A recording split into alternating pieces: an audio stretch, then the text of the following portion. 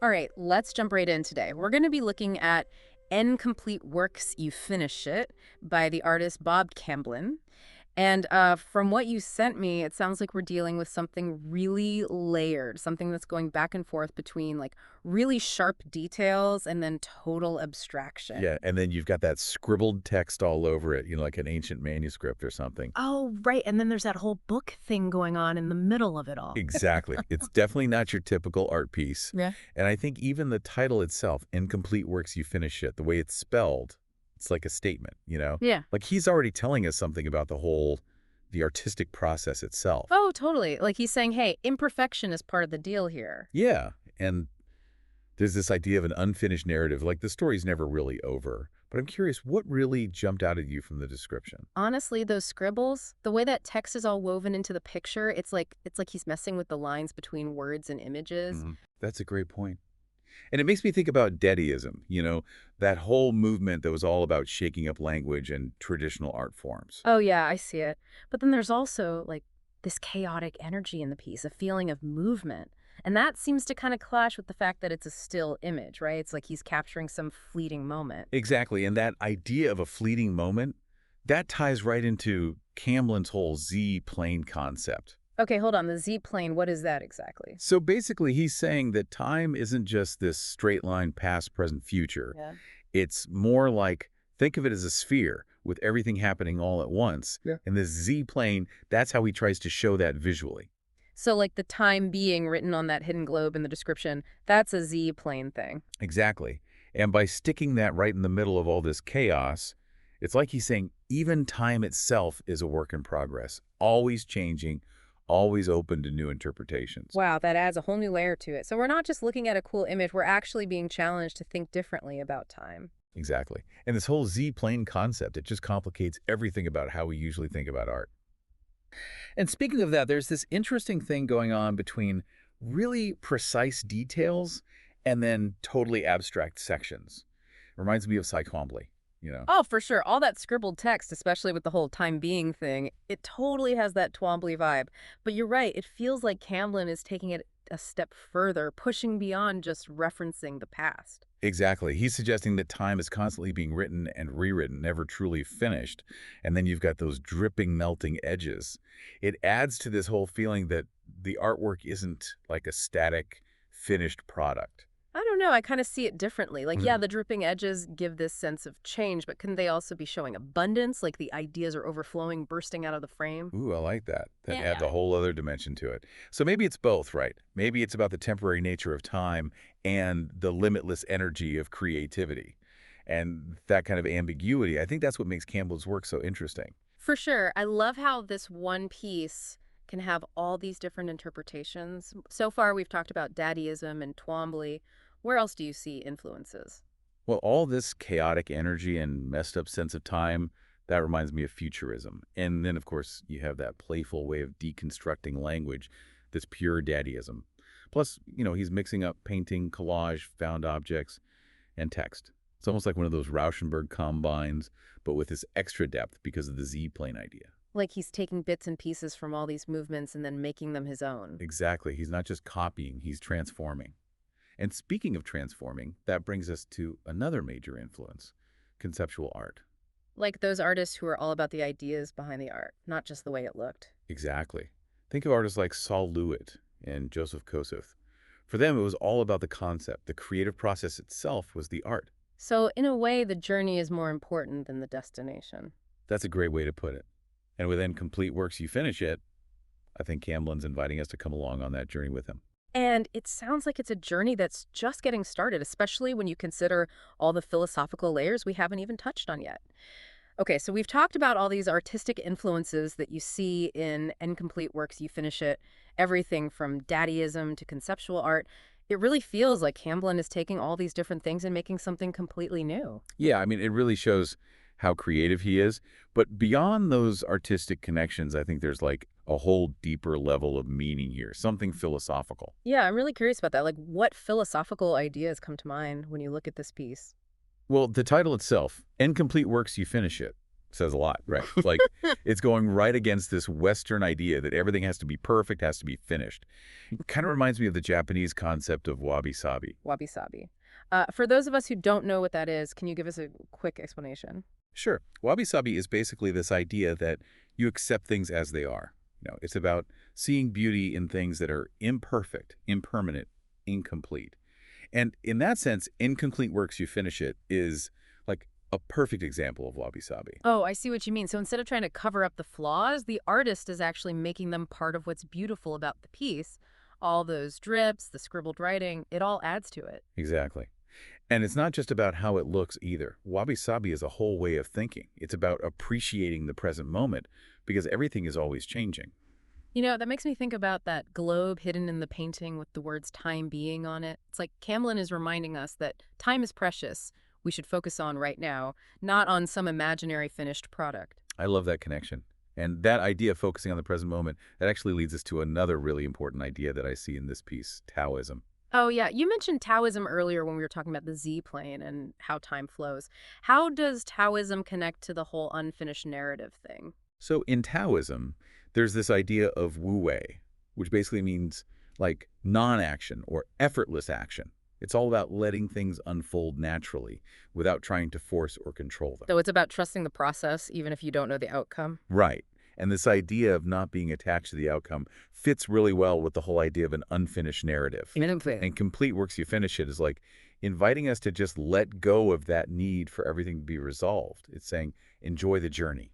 But doesn't that make you kind of, I don't know, lazy? Like, don't we need to have goals to strive for something? Oh, no, it's not about being passive. It's about understanding that if you try to force your will on the world, you're just going to create resistance, frustration. So it's more about finding that balance between taking action and accepting what is. Exactly. And I think Camblin's artwork, it shows that balance so well. It's so full of energy, movement. But at the same time, there's this calm feeling, a sense of acceptance about the fact that it's not finished.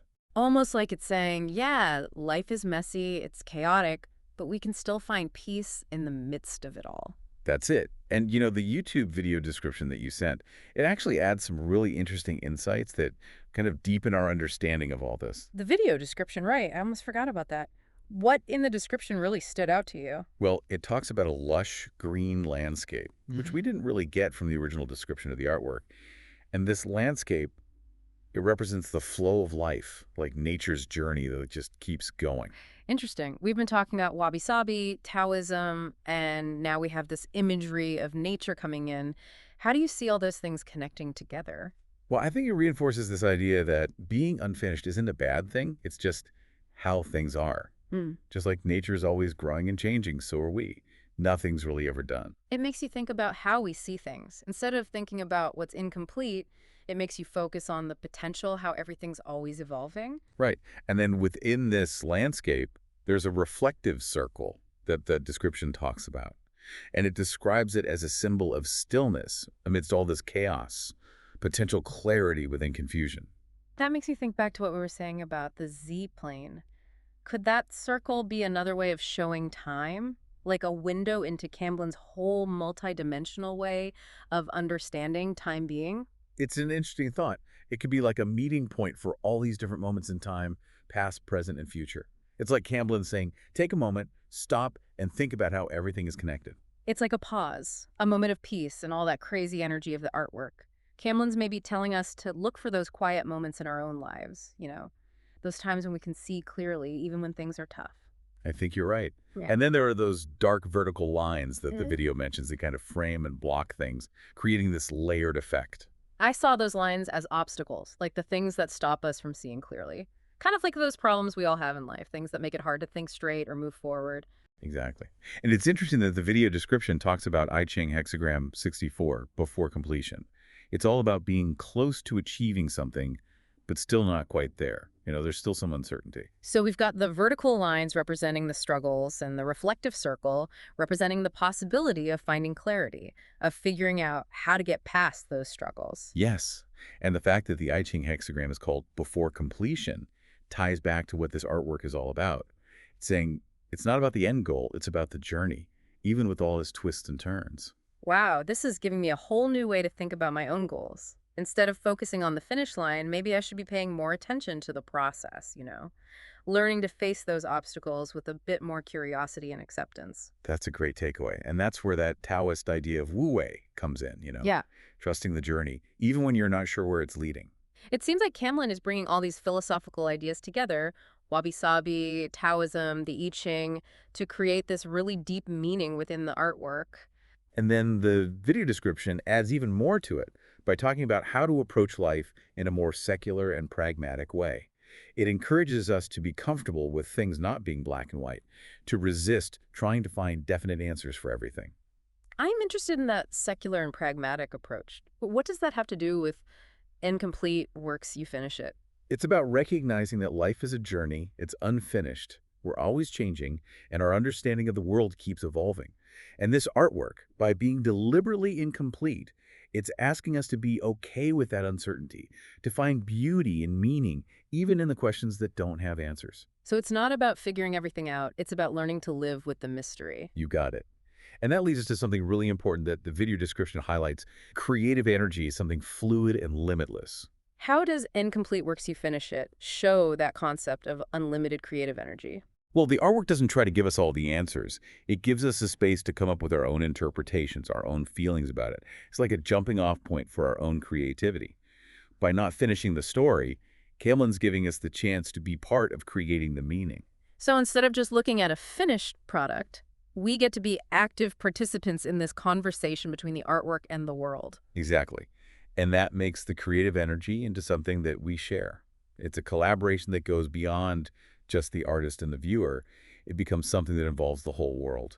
That idea of co-creation is really mind-blowing. It means art isn't just a thing. It's a force that can inspire us, challenge us, and change us. And as we move into the last part of our deep dive, let's think about how incomplete works you finish it can inspire us to be more open to the unfinished parts of our own lives. Wow, we've covered a lot of ground today with incomplete works you finish it. From those really cool visual things to the philosophy behind it, even what that YouTube video description had to say.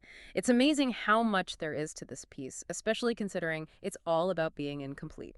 It really makes you question everything you thought you knew about art and even life itself. So true. As we wrap things up, what's the one big thing you hope people take away from all this? Like, what can incomplete works you finish it teach us about dealing with those unfinished parts of our own lives? I think the biggest message is right there in the title, Incomplete Works You Finish It. It's like he's not just describing the art, he's challenging us to think differently about the process, about imperfection, about how we're always changing and becoming. You're right. It's like Camblin is saying it's okay to let go of that need to have everything tied up neatly, to have the perfect ending. Right. And remember those vertical lines, those obstacles that were blocking our view. The piece is acknowledging that struggles are a part of life, a part of creativity, a part of everything. But there's also that potential for clarity, that reflective circle, that moment of stillness. That's what helps us see things more clearly and work through those obstacles. It's like saying, hey, there will be bumps in the road, but don't let them stop you. There's always a way through, even if you can't see it right away. Exactly. And that's where that part about self-reflection from the video description comes in, right? Yeah. It's encouraging us to think about those things that are blocking our own view. What can we do to see past the surface and find our own way? Those are some really powerful questions to ask ourselves. It makes you stop focusing on achievements and start looking inward. It's about understanding yourself, why you do the things you do, and how you fit into the world. And all of that goes back to those philosophical ideas we were talking about. Yeah. Wabi-sabi, Taoism, accepting imperfection, knowing that everything changes, trusting the journey. Those are all tools that can help us navigate those unfinished parts of ourselves. It's a good reminder that life isn't about getting to some final destination. It's all about the journey, constantly evolving, always learning and growing. Couldn't have said it better myself. And if we can look at our goals, relationships, and even just our understanding of the world with that mindset, we open ourselves up to a whole world of new possibilities, beauty that we might have missed, and a deeper appreciation for what we have right now. This has been an amazing deep dive. Incomplete Works You Finish It is so much more than just a pretty picture. It's like a philosophy lesson hidden in a painting. It's given me a whole new way to think about my own creative process and life in general. I'm so happy to hear that. And as we finish up, I just want to leave everyone with this. If life itself is an unfinished work, what does that mean for how you approach your goals, your relationships, your understanding of the world. What stories are you writing, and how can you embrace the beauty of their incompleteness?